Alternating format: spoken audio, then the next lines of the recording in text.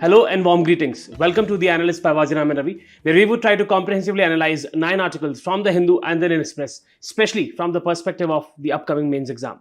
In the first article, we'll talk about the issues plaguing the Indian Railways and the measures needed to reform it. In the second article, we'll have a discussion with respect to the plight of tribes in India and the measures needed to improve their conditions. In the third article, we'll have a discussion with respect to the importance of infrastructure and the issues with respect to the project implementation and management in India.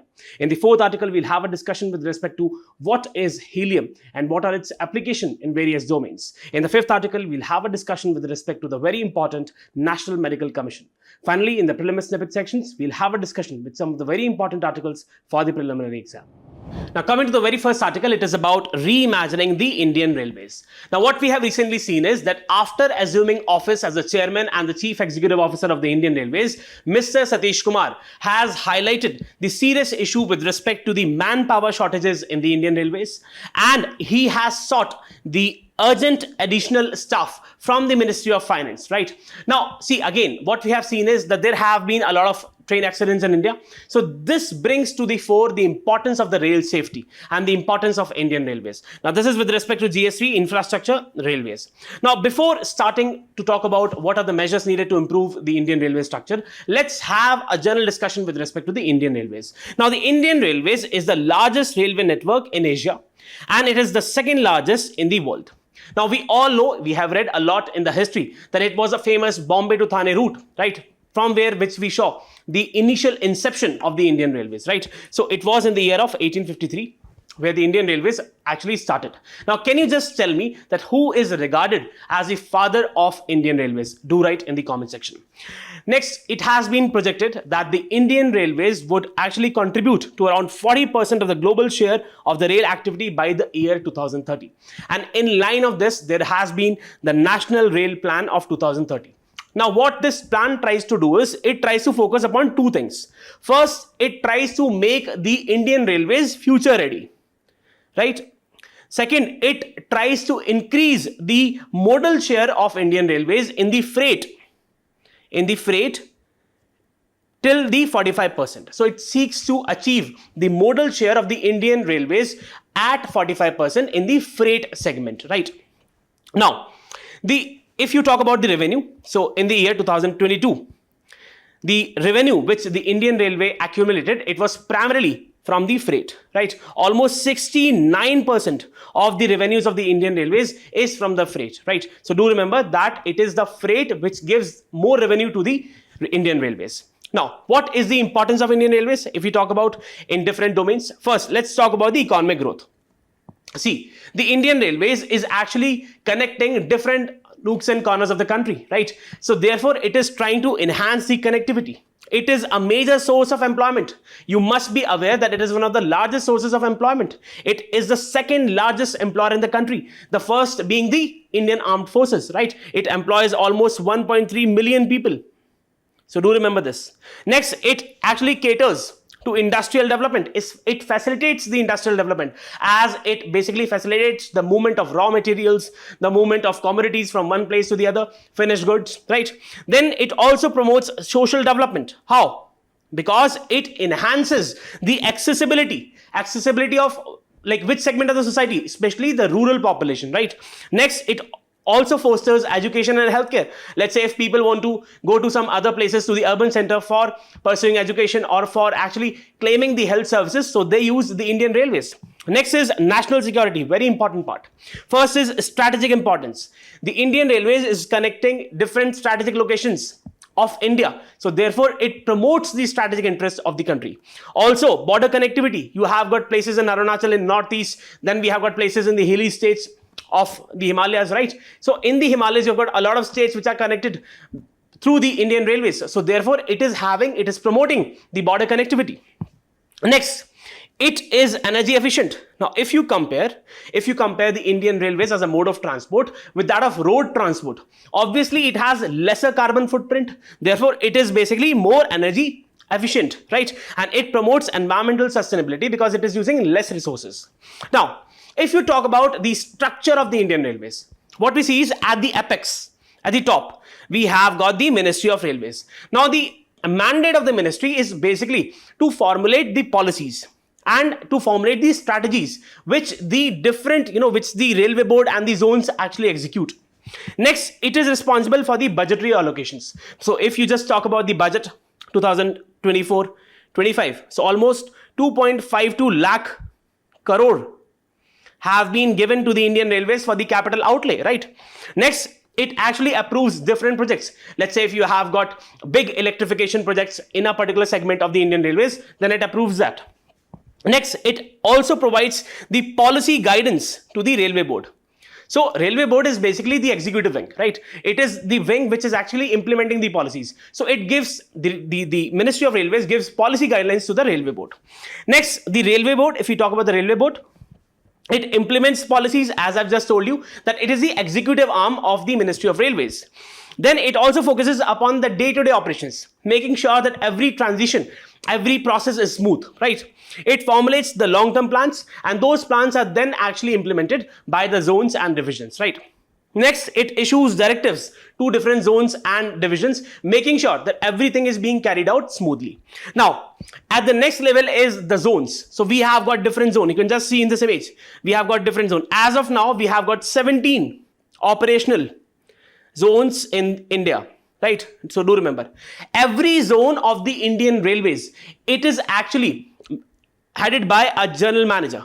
A GM heads it, and every zone is divided into different divisions. So do remember, right? And every division is headed by a DRM, Divisional Railway Manager. So do remember, right? So there it is. As of now, we have got 17 zones, and then it is further divided into divisions, as I've just told you, and it is responsible for the efficient and the safe operation at the zonal level, right? So this is basically the hierarchy. This is basically the structure of the Indian Railways. Now, if you talk about the issues which are plaguing the Indian Railways, the very first is the poor infrastructure management and the aging assets. Now, because of the poor infrastructure management and the aging assets, there have been frequent cases of accidents and derailment, right? Also, we have got the Comptroller and Auditor General report of 2022, which says that two factors, do remember these two factors. The first is signal failures, and the second is the rail fractures, right? So rail fractures and the signal failures are primarily the two reasons which are responsible for the high number of train accidents in the country. Now, one of the serious accidents occurred in June 2023, Balasore accident, where more than 300 people lost their lives. So this is something which is very serious. Now, the next issue is with respect to the financial challenges. See, please understand that the primary source of revenue for the Indian Railways is that of freight, right? Not the passenger, right? So that is one of the aspects. So what it is trying to say is that the Indian Railways is trying to basically compensate that of the profits from the freight to that of the losses it is making in the passenger segment, right? Almost in the passenger segment, the CAG report says that there was a loss of almost 68,000 crores in the year 2022, right? Next is the issue of slow journeys. The Indian Railways are very slow, especially, the Indian Railways started with particular program that was Mission Raftar. Now, this was basically to enhance the operational speeds of the train, right? And to make the journeys more conducive for the passenger. But what we are seeing is that the average speed of trains in India is quite less. And this is unattractive for time-sensitive journeys. Let's say if a person wants to travel fast, if the person wants to move from one location to the other in a quick manner, so he has the options. He would rather choose the road or the air route, right? So that is what here the compromise is taking place. Next is there are issues with respect to the Vande Bharat trains. See, Vande Bharat trains are primarily high-speed trains. But just before 2-3 days, I just saw a news where it said that at a particular location, there was the Vande Bharat, which was actually stationary for a period of almost 2 to 3 hours. Now, this is not something right for a such stature of train, right? Next is slow integration of emerging technologies. Indian Railways has been slow in integration of the emerging technologies. We have got machine learning, we have got artificial intelligence, we have got Internet of Things, but those technologies are not being integrated. And still what we see is that there is a usage, there is a dependence on the obsolete technologies, right? And it actually hinders its overall ability to improve the efficiency, to make the process more smooth, right? And what about the deployment of Kavach? So Kavach is what we see is the anti-collision systems, the automated anti-collision systems, but they have not been actually deployed to all the segments of the Indian Railways. Now again, the government has been focusing on that, especially after the Balasore incident. But overall, what we see is that there has been lack of integration of technologies in the Indian Railways. Next is the challenges in the PPP model. See, please understand, in almost all the infrastructure sector, what we are trying to do is we are trying to bring in the private sector. Now, primarily, there are two reasons. First is to make sure that there is enough capital. See, government has a lot of priority.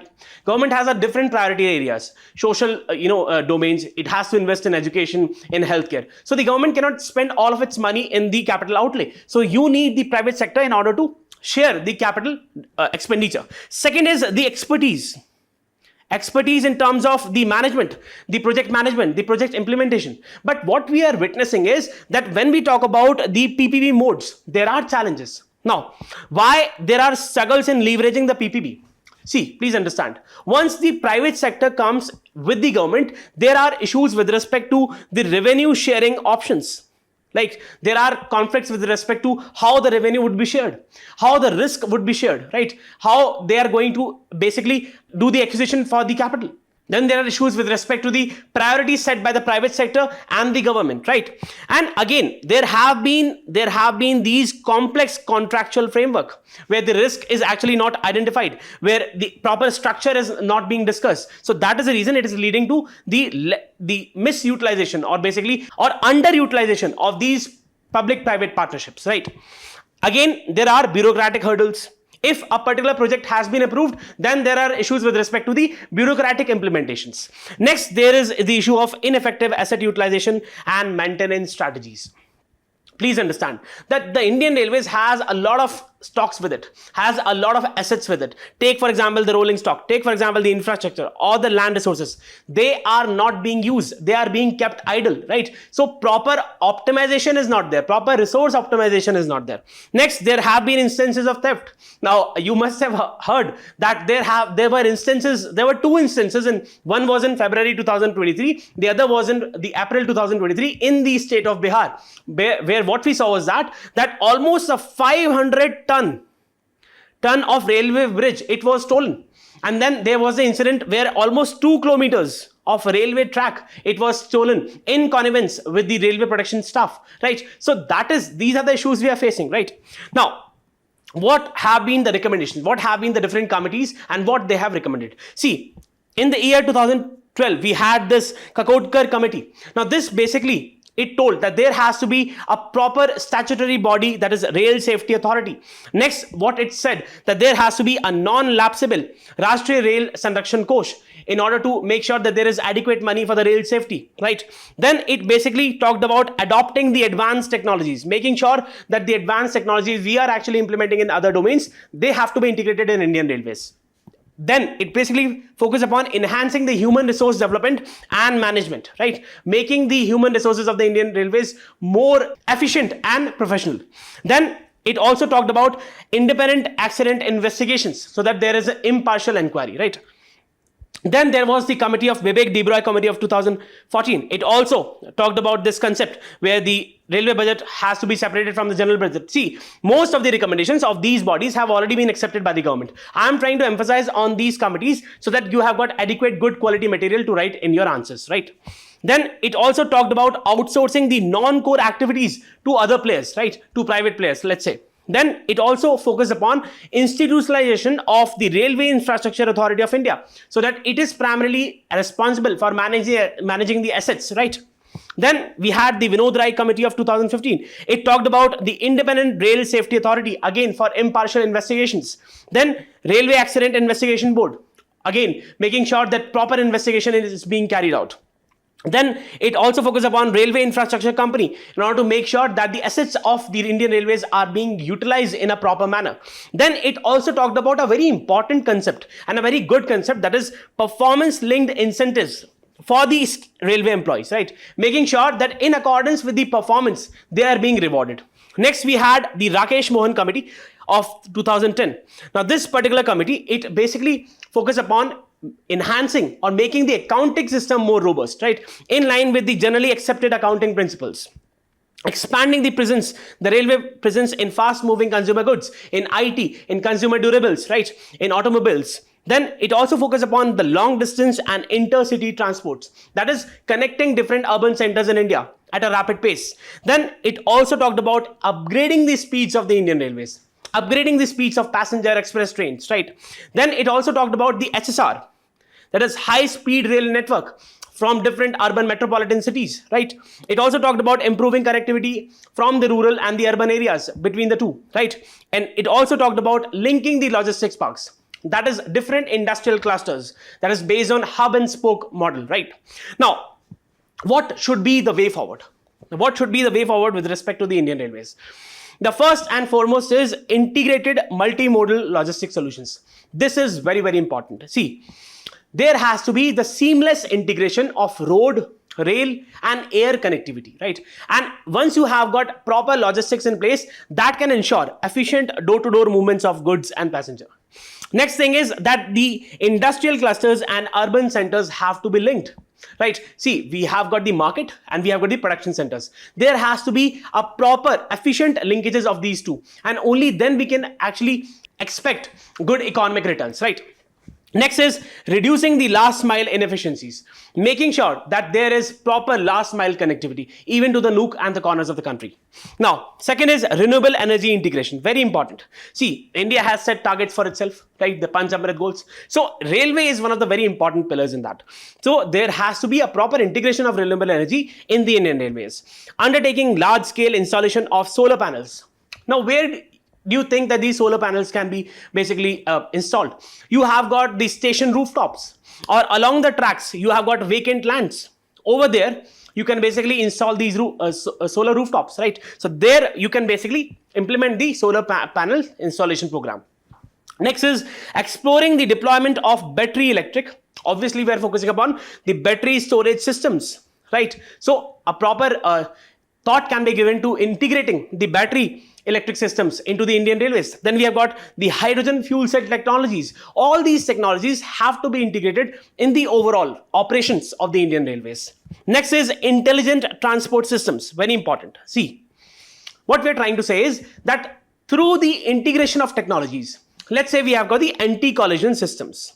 So we have got the systems like Kavach. Now, if you integrate these systems, it would enhance the safety of the passengers, safety of the overall rail network, right? So it would also enhance the real-time traffic management systems, automated train control systems, as I just gave you the example of Kavach. Then intelligent signaling systems, right? So we have got a very good example of the Germany's Deutsche Bahn, right? So it is the Germany's railway. Now they are known for their operational efficiency, right? So such the technologies which are being actually implemented by them, they can be incorporated into the Indian scenario, right? Next is value capture from the land development, very important. See, the Indian Railways has a lot of vacant land, right? So they have got a huge stretches of land.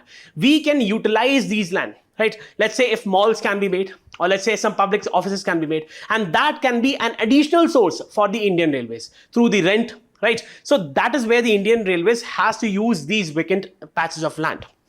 Again, leveraging the digital twins. Now, what are digital twins? See, the exact replica of basically a process. Let's say you have a train which is moving from point A to point B, right? So the exact replica, the digital replica of this process is known as a digital twin. Now, if you have this digital twin for the overall Indian railway network, what you can do is you can, in a better manner, do the monitoring, the analysis and the simulation of the whole network, and that would be really helpful in enhancing the safety and the operational efficiency.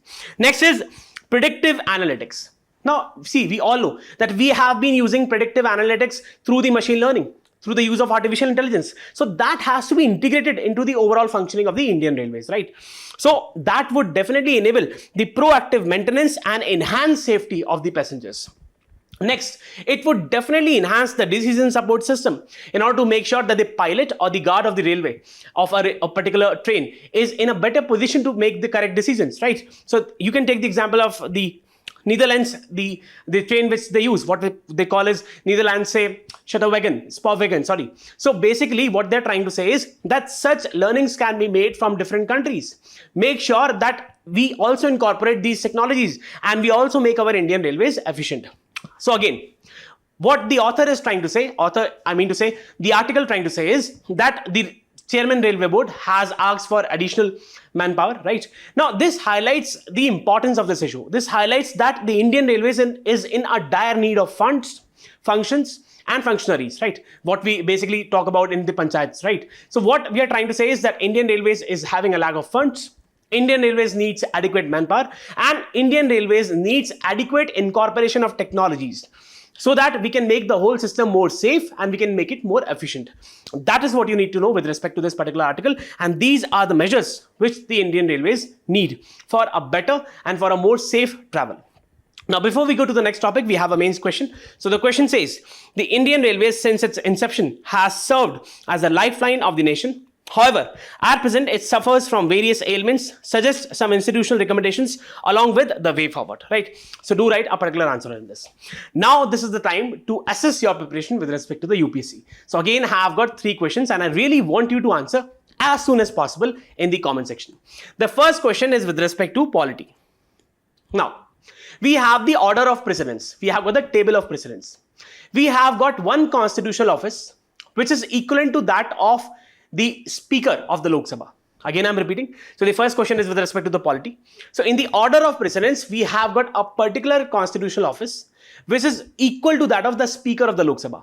Do write which office is that in the comment section. Second question is with respect to economics. So the question is, who publishes the Global Financial Stability Report? Again, I'm repeating. Who publishes the Global Financial Stability Report? The third question is from the geography, and the question is that you have a particular strait which separates the 2 Indonesian islands of Java and Sumatra. So you have a particular strait which separates Java and Sumatra. Do let me know which is that strait.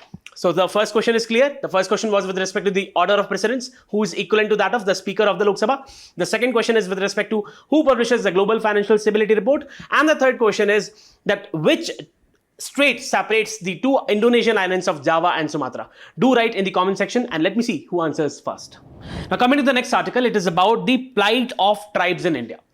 What the data from the Registrar General of India has shown us is that the share of scheduled tribes in the Santhal Pargana of the Jharkhand state, that has actually reduced from 44.67% in 1951 to 28.11% in 2011. Right.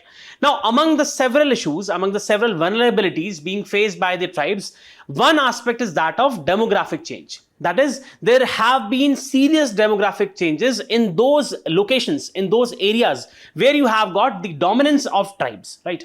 Now, this is with respect to GS2, vulnerable sections and government interventions. Now, if you talk about tribes in general, how do you say that this particular section, we call it a particular tribe, right? So, see, historically, there have been different sections in the society who have suffered from exploitation. Social exploitation, political exploitation, economic exploitation, and that was primarily because of their traits, specific traits, that is primitive agriculture practices, lack of infrastructure with them, and geographical isolation, right? So primarily based on these factors, what resulted was that they suffered from extreme form of exploitation. Now, what our constitutional fathers did was that they said that in order to protect them, in order to provide them additional safeguards, they should be deemed as scheduled tribes in the constitution, right? They came up with this concept of scheduled tribes. Those tribes which are actually mentioned in the constitution, they would be actually deemed as scheduled tribes. Now, if you talk about Article 342 of the Indian Constitution, it categorically talks about the scheduled tribes in the country. So, the Article 342 subclause 1 says that the President of India, with the consultation of the governor with respect to a particular state or union territory, may specify a group of tribe or a group of community as scheduled tribe with respect to that particular state or union territory. And Article 342 subclause 2 says that the Parliament may by law include in or exclude from the list of scheduled tribes which is provided in Article 342 subclause 1, right? So these are the 2 articles which primarily talk about the scheduled tribes in the country. Now, what is the criteria for specifying a particular community as scheduled tribe? See, If you talk about the criteria, the constitution is silent. The constitution does not speak about the criteria on the basis of which you define a particular community as a tribal community or as a scheduled tribe or not. But there are certain traits. On the basis of which the President of India or the Parliament, they can decide that this particular community should be deemed as a scheduled tribe. What are those traits? First is primitiveness, geographical isolation, shyness, social, educational, and economic backwardness. So these are some of the traits. Now, what are the definitions? How these definitions of tribal communities have come up to? It is primarily on the basis of 1931 census, which provides the definition of these scheduled tribes, right? So on the basis of the definition provided in 1931 census, we basically define what scheduled tribe is.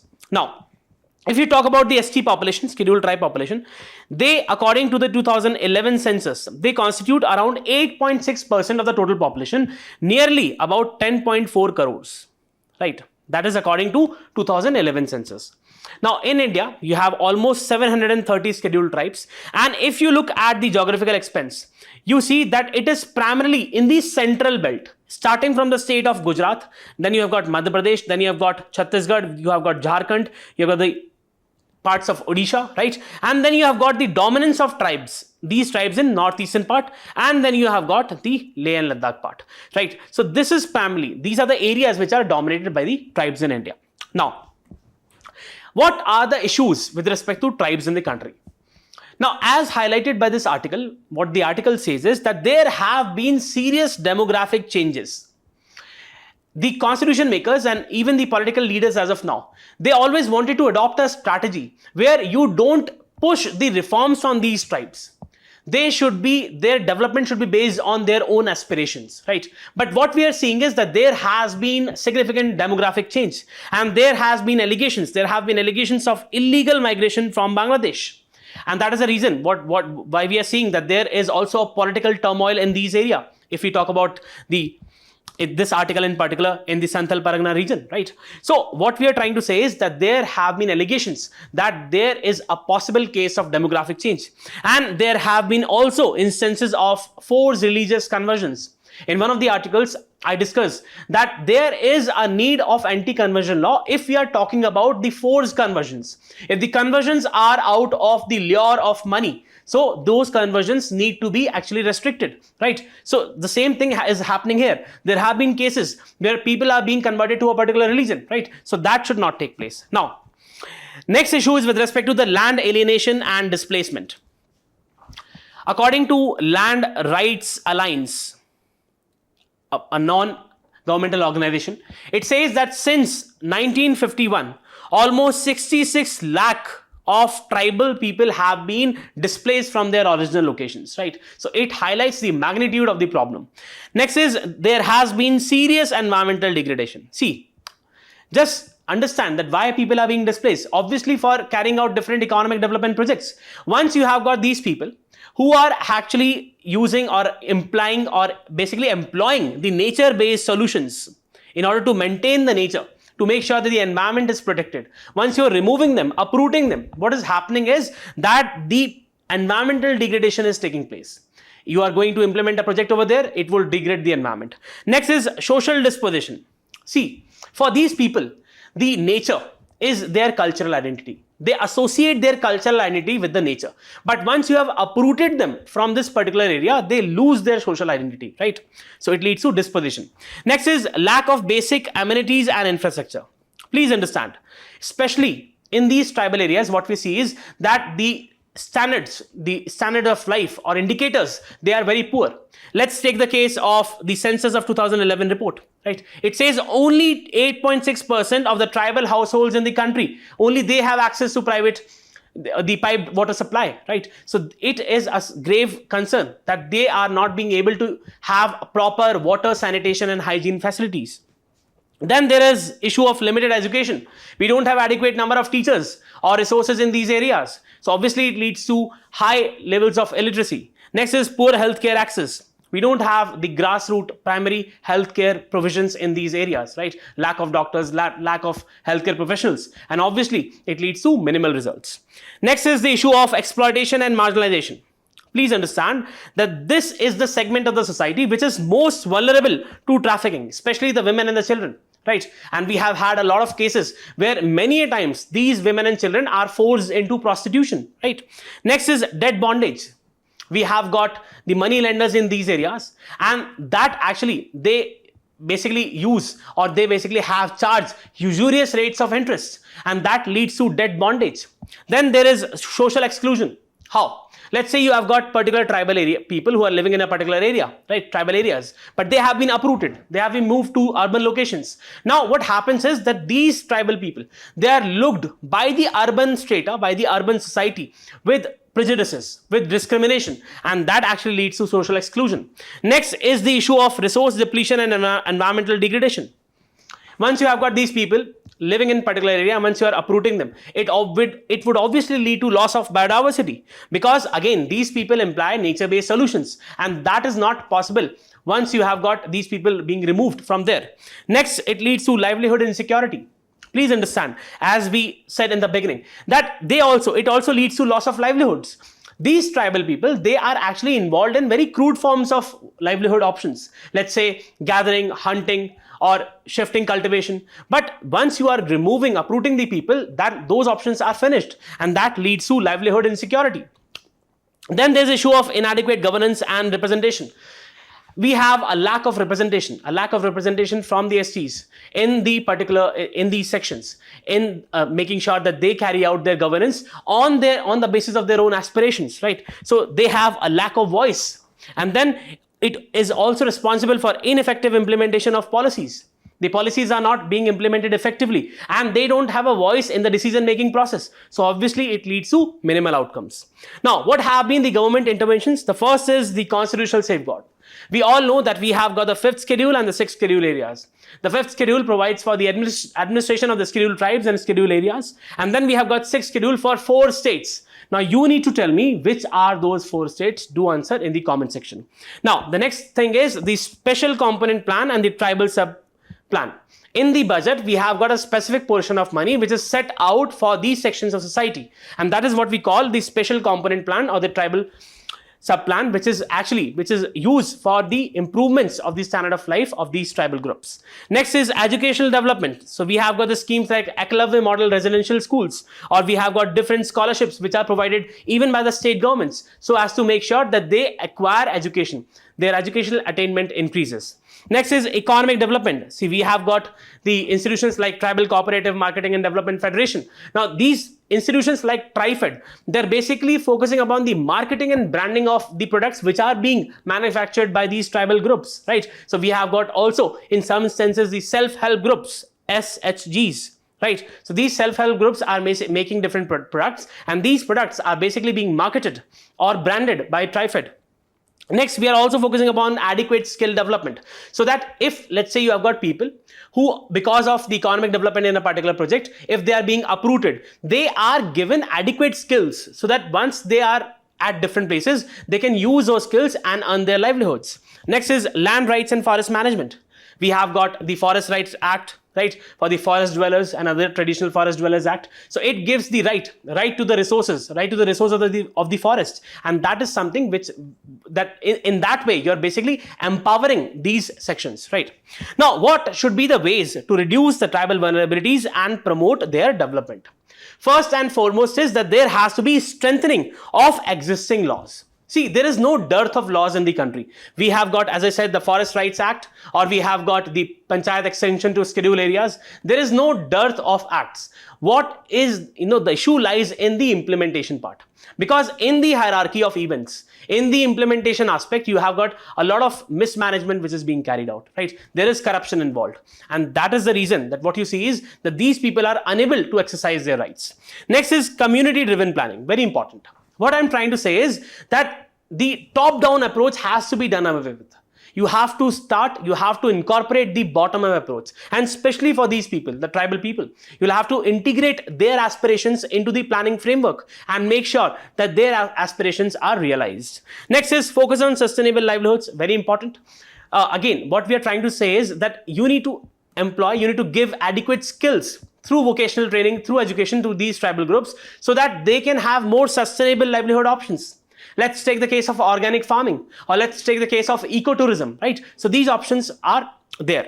Next, improve infrastructure and quality of education, very important.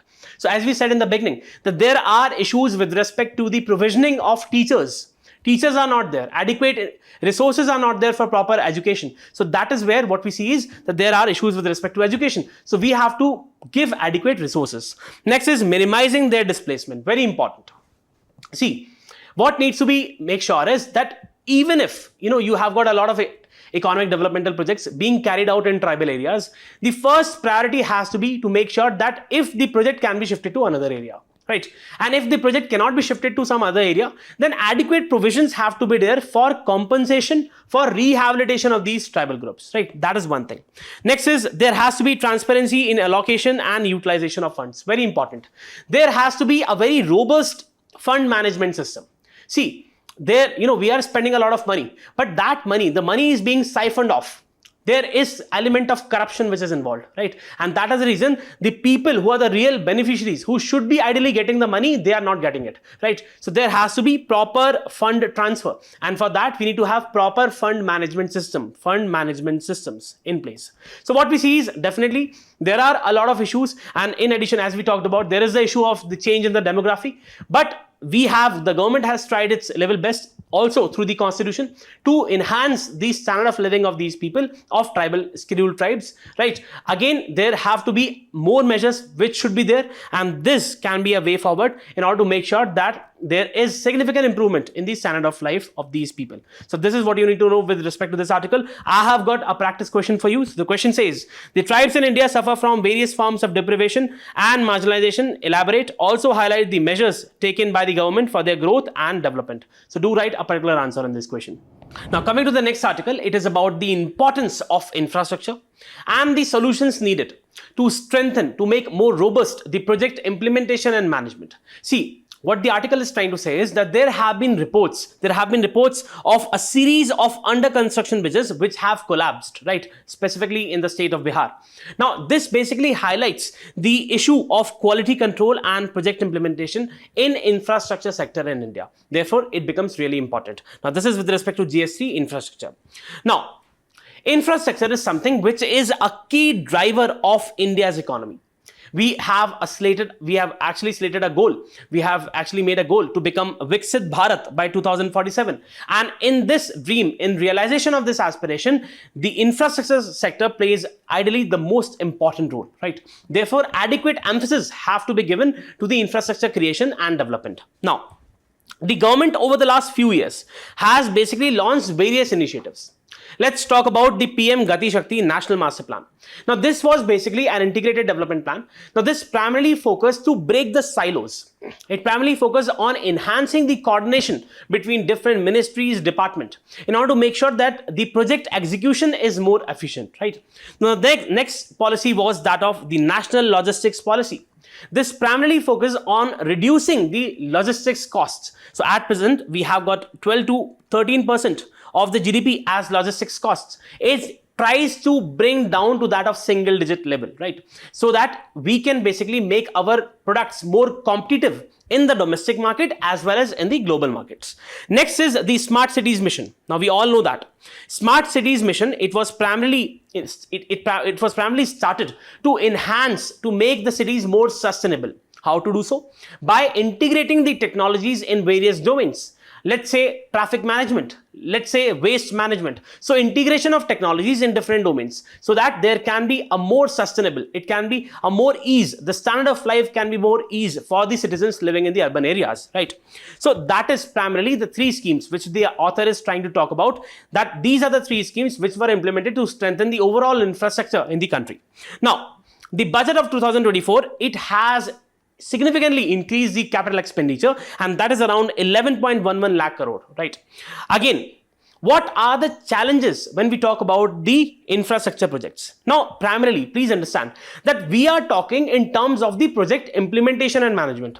Look at this. We have got the under construction projects. Now, this is actually highlighting the serious quality issues, right? So over here, what becomes important is that we focus upon the quality issues. We try to make sure that we significantly increase the quality aspect. So one of the challenges is that of time delays and cost overruns. there have been more than 431 projects worth rupees 150 crores or more. So these projects are worth more than 150 crores. Now these projects have cost overruns of more than 4.82 lakh crores as of December 2023. Now if you talk in terms of the duration of these projects, 36% delayed by 25 to 60 months. Then we have got 26% of these projects which are delayed by 1 to 12 months. Then we have got 15% of these projects delayed by over 60 months. Now this basically signifies the gravity of the issue, right? That, see again, every project has a defined timeline, right? And for that particular timeline, we have got the estimated costs for that project. But if you have a project which is actually being delayed, that significantly increases the cost of the project, and that is additional burden on the exchequer. Next is that there is the issue of multiple clearances. Please understand that there is the involvement of multiple agencies, starting from the very union government to the state government and at the local level. We have got plethora of agencies, a number of agencies where a number of clearances have to be required. Now this basically retards the process. It makes the process slow, and that basically affects the implementation of the project. Next is gaps in project management. There have been serious issues with respect to corruption. There have been serious issues with respect to inadequate resources. There have been serious issues with respect to inadequate disbursal of money at the right time, right? So there have been issues with respect to the fund management systems. So these are the issues, right? And these are the issues you should basically write in your answers if you're talking about the infrastructure, right? Now, what are the consequences of poor planning and execution? The very first is increased expenditure by the government. As I told you, that if a project is made for, let's say, 14 months of duration, and the government has said that we are going to spend this much amount of money for the next 14 months, but if the project is delayed, let's say it's delayed to 16 months or 18 months, then where will from the resources, the additional resources come from? It would definitely, the government would have to spend more money, right? Next is crowding out of funds. See, as I said in one of the starting articles, that the government has limited resources and it has a set of priorities for itself. Now again, if you are actually spending more money into a particular domain, right? So obviously you are compromising the other sector, right? Let's say if the government is spending more on infrastructure because of the delayed projects, it is compromising more on the social sectors, let's say education or healthcare, right? So it is crowding out of funds. Next is increased procurement and implementation costs. Obviously, once you will have such kind of scenario, you will have to depend more upon the other agencies, the private agencies. You'll have to give them additional funds, right? And that would increase the procurement costs. Now, over here lies the importance of a good project management framework. So you need to have a very robust project management framework. So it needs to be basically revamped. Now, the traditional practices which we are actually following till now, they are obsolete, right? And they are actually not integrating technologies. They are not integrating the recent advances made in the management domain, right? So there needs to be a complete overhaul of these traditional practices, and modern management practices need to be incorporated. Now, from where we can learn such modern management practices? See, we have got examples as of now. We have got the global best practices. So we have the countries like the United Kingdom or China or Saudi Arabia. You must have heard about a very important project in Saudi Arabia, which is NEOM. And I believe you must have heard about it. Now, see, it is a $1 billion trillion project, right? And there are many of these consultancies which are actually giving their inputs in this particular infrastructure project. So what we can do is we can learn from these agencies. We can try to make sure that we have got those management practices in place. Next is we have got the United Kingdom's Infrastructure Projects Authority. Now this is known for its operational efficiency. This is known for its implementation, timely implementation of projects. So we can basically learn from these global best practices. Next, if you talk about what are the silver linings in India. See, silver lining is that we have, as I started in the beginning, that we have started a very important PM Gati Shakti National Master Platform. Now, basically, this is an integrated platform which is trying to bring on board different ministries, departments, so as to ensure that there is a proper efficiency in the implementation of the projects. It is trying to break the silos of different departments and trying to make the whole process more integrated so that the cost overruns, so that the inefficiencies can be done away with, right? Now, it is primarily based on the GIS-based enterprise resource planning. Now, what is enterprise resource planning? Very important word. And this is something which is also being integrated in the governance framework. Do remember. See, if we talk about the enterprise resource planning, it is trying to link various aspects together. Right? It is somewhat like a platform, an online platform, which is trying to bring in inputs from different domains and then trying to make the whole process more efficient. Let's say we have got the big data analytics, right? Or let's say we have got the asset management. Let's say we have got the human resource management, or we have got the sales and marketing. Then we have got the service management, customer relationship management, project management, Internet of Things, manufacturing, supply chain management, financial management. So please see that we have got different aspects, and these different aspects are being integrated on a common platform. Now, the benefit is that once you have got inputs from various domains, it gives you the right response. It tries to make the whole process, it optimizes the process and make sure that adequate returns are there for basically the beneficiaries, right? So this particular platform, the Gati Shakti platform, it is also basically a GIS based ERP portal, enterprise resource planning. Now, what are the challenges? The challenges first is with respect to integrating the information from different sources. That is something which is difficult in India. Second is with respect to the integrity of the teams who are actually implementing the projects. Because we all know that there is a serious issue of corruption in the project implementation and management. So these are the two issues. Now, the silver lining, the next can be the Shendra Bitkin project. Now, this is in the Aurangabad, Maharashtra. Now, this project, why it came into limelight is because of its unified execution. Why unified? See, it is trying to bring on board different aspect, the money aspect, the HR aspect, human resource aspect, the time deliverables, right? Different aspect are actually, they have come on board together. And then that is why what we are seeing is that this project is actually, it's becoming known for its unified execution, right? It is integrating different aspects, the financial management, the project management, everything. And this is primarily important for large scale infrastructure development projects, right? So a learning can be made from this also. Now, what should be the way forward? Way forward with respect to the project planning and management. Project planning, management, and its implementation. The very first is that there has to be a dedicated project management agency. See, please understand. We have got the Institute of Chartered Accountants. Now, basically, this Institute of Chartered Accountants, it has a certain framework. Right? It has a certain framework with respect to the standards needed, with respect to the professional courses it offers. So on a same level, what we can have is a project management agencies, which deliberates upon what should be the framework in which the project has to be carried out. Let's say we have got a project which starts from the very initiation. So over here, what we do is we define the projects and set the expectations. What are the expectations? Then what we do is we plan. After we have set an aim, what we try to do is we try to make a plan for it. Next, we create a plan with schedules, tasks, resources, and budgets. Then the next step is of execution. That is, we start executing the project and implementing the project plan. Next step has to be the monitoring and controlling. We just monitor the project. We see whether different timelines are being matched or not. We see whether, some negatives thing are happening or not. Right? So we ideally make sure that these negative things, let's say the corruption or siphoning of funds, they should ideally not happen, right? And if there is a case of it, then we try to rectify it. Make sure the execution is in line with the project plan. Then finally, it is the closing. That is, reach the project goal and complete all the documents and compile all the documents and reports.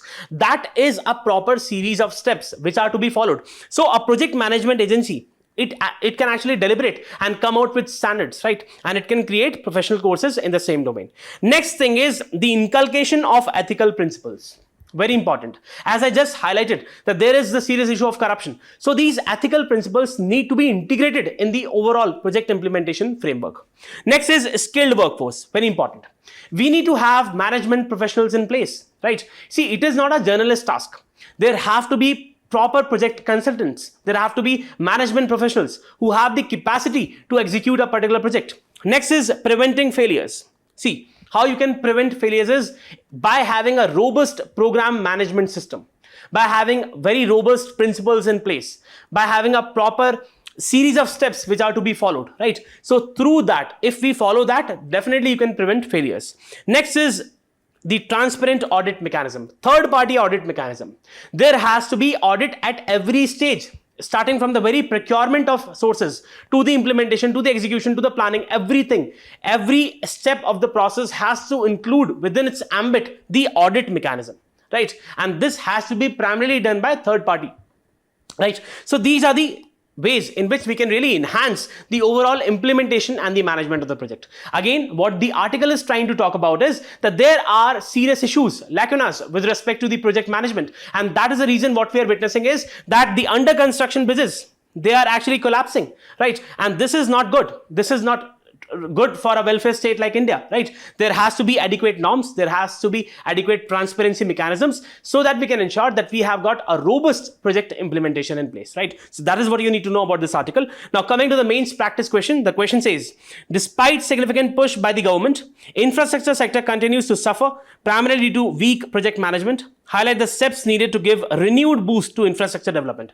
Do write a particular answer on this question.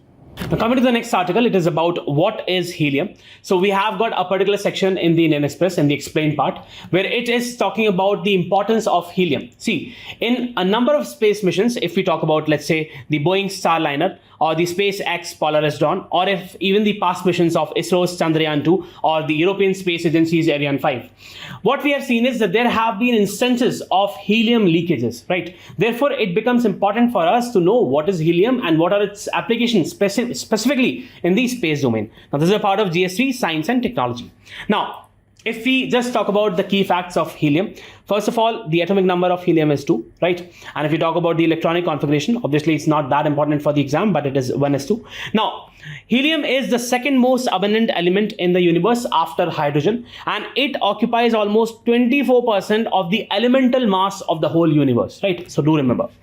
Next is that it is colorless, odorless, and tasteless noble gas. What do we mean by noble gas? That it is chemically inert, right? So do remember. Next, it is lightest noble gas as its atomic number is just 2. Next, it is a non-renewable on Earth. It's a non-renewable resource, and primarily it is extracted while we are extracting the natural gas, right? So we have got the countries like US or Qatar, where we have got a large extraction of the natural gas. So while we are extracting the natural gas, we also extract the helium. Now, it has extremely low boiling point of negative 268.93 degrees Celsius, and that is the reason that it remains gas even at such low temperatures, right? Now, that is the reason that it is also used in cryogenics. See, we have got, you must know that we have got the magnetic resonance imaging, right? So in these machines, right, which is used for detecting the movements in the brain and everything in the whole body, what we have is superconducting magnets, right? And in order to make sure that these magnets are highly cooled, what we do is we use the helium. Also, we use in space domain. We'll just look after this. Now, it is ideal for applications requiring a non-reactive environment. Again, it has two properties where you must focus upon. The first is that it is chemically inert. The second is that it remains gas at even such low temperatures, right? So it is used for cooling purpose also. Now, it is used to fill balloons and airships, allowing them to float because it is lighter than air, right? So these balloons float. Next, the most common isotopes of helium are helium-4. It is almost 99.999%, and the much rarer helium-3, it has the potential uses in the nuclear fusion research. Now, if we talk in particular about the application of helium in the space domain, the first is that it remains, as it has such a low boiling point, it remains gas even in super cold environments, right? And that is the reason that, we have to store fuels in such a temperature range. Therefore, we use helium for that purpose in order to maintain that temperature level. Such rocket fuels are stored. Next is, it is also used to pressurized fuel tanks in order to make sure that there is adequate pressure in the tanks and there is proper thrust of the fuel, right? Therefore, we use helium. Next, as I said, since it has such a low boiling point, we also use it for cooling purpose. See, we have got a lot of sensitive equipments, machines plays in the space sort of missions, right? So in order to make sure that those systems and equipments are protected, we use the cooling systems. Next is, it is also used for leak detection, right? So what we do is we try to supply the helium in a particular compartment and make sure that where are the leakages. Since it's chemically inert, it does not react with other things, and therefore the researchers or the scientists come to know about the leakages which are present in that particular framework. Next is, it is also used for purging. See, What do you mean by that? Let's say if you have got a particular oxygen or any other explosive gas which is present in a particular module, so we can use helium to purge out those gases so that you can reduce the risk of fire or explosions. That is where helium becomes important. So these applications can be probably asked in the prelims. UPSC has had a history of asking questions with respect to the applications of these things, right? So do keep a track of this. I hope this would really help you.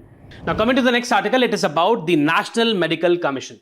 Now, what we have recently seen is that the National Medical Commission, it actually released the competency-based medical education curriculum of 2024 for the MBBS students. But the activists are saying that it has a lot of deficiencies. Therefore, this particular body, National Medical Commission, becomes important for us. Now, this is a part of GS2 statutory regulatory bodies. Now, if we talk about the National Medical Commission, first of all, it is a statutory body, do remember, right? It's not an executive or constitutional body. It's a statutory body which was established under the provisions of National Medical Commission Act of 2019 and came into effect in 2020. Now, it basically replaced the Medical Council of India.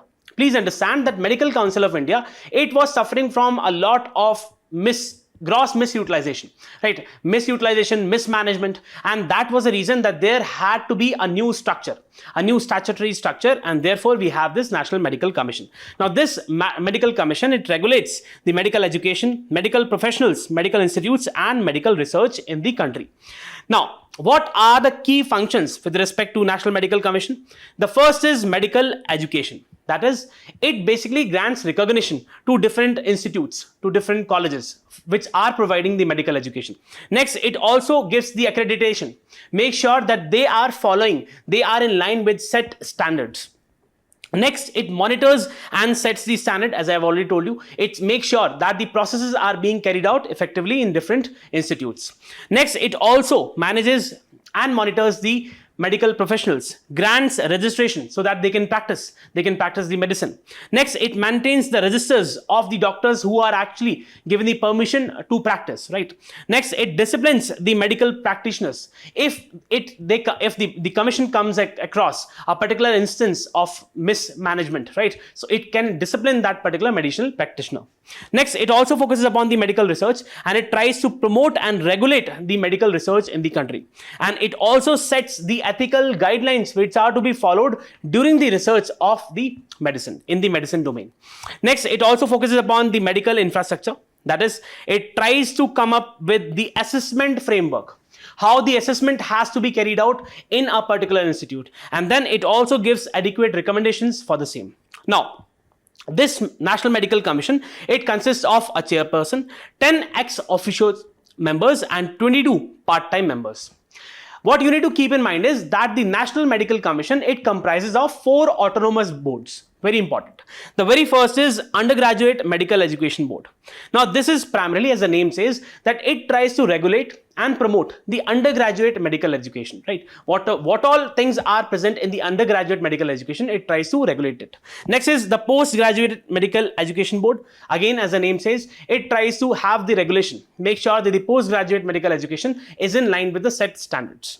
Next, the Medical Assessment and Rating Board.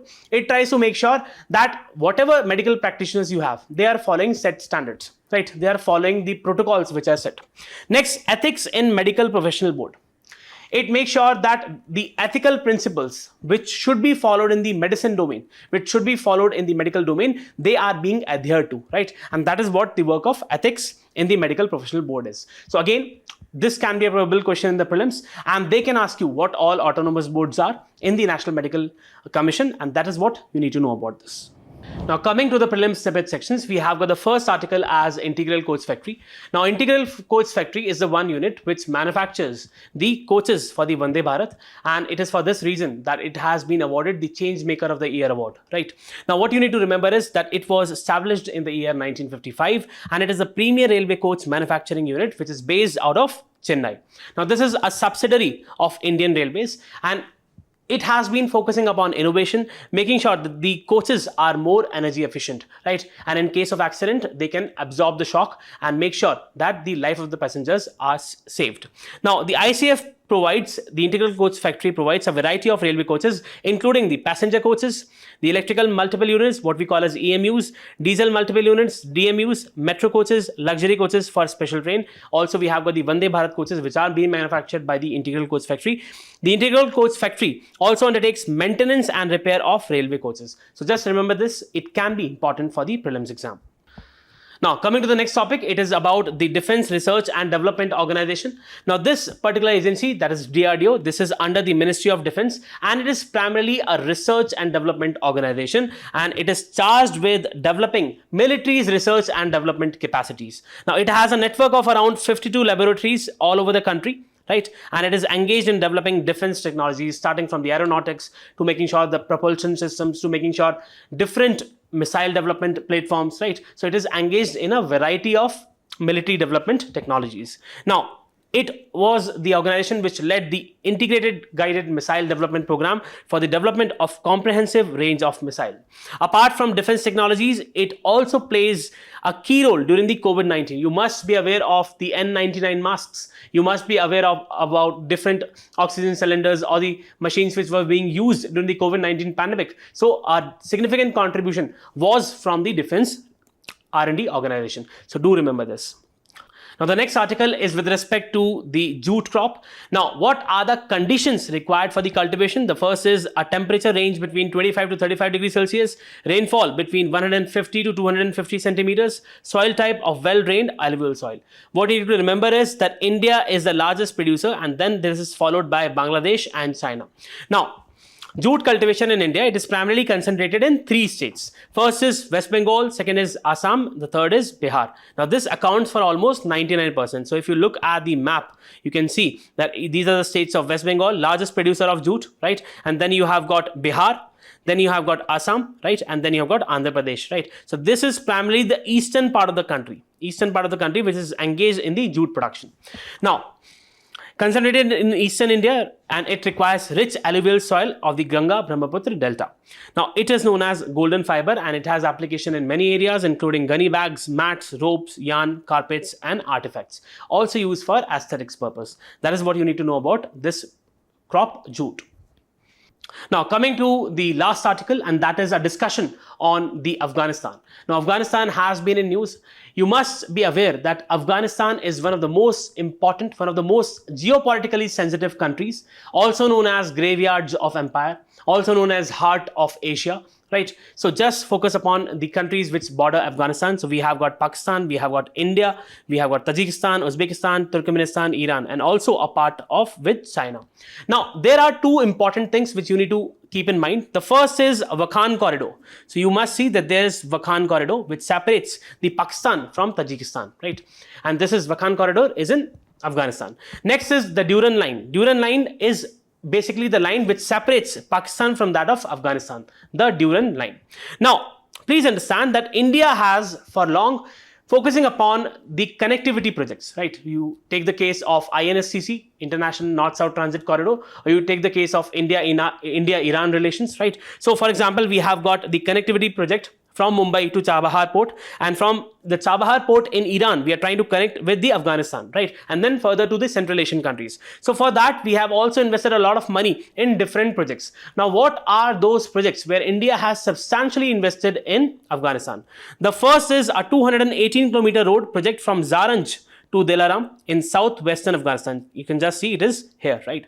Second is a 220 kilovolt DC transmission line from Pul Kumeri to Kabul. So we have got this particular line, which is the second project, which is with respect to the electricity line.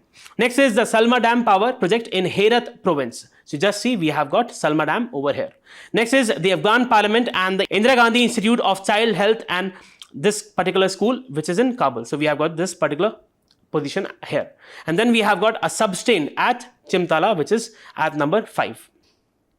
So do remember, right? So these are some of the projects where India has invested a lot of capital, and we are also focusing upon making sure that through Afghanistan, bypassing the route of Pakistan, we can connect India with that of Central Asia and then further to the European countries. That is what you need to know. This is with respect to the INSCC corridor, that is 72 kilometer distance between Chabahar and Gwadar port. Gwadar is somewhere here, right? And this is very important strategically, especially for China, right? Because China is investing a lot of money through its CPEC project, China-Pakistan Economic Corridor, right? So I hope you really got a lot of information from this session. All the best. Thank you so much.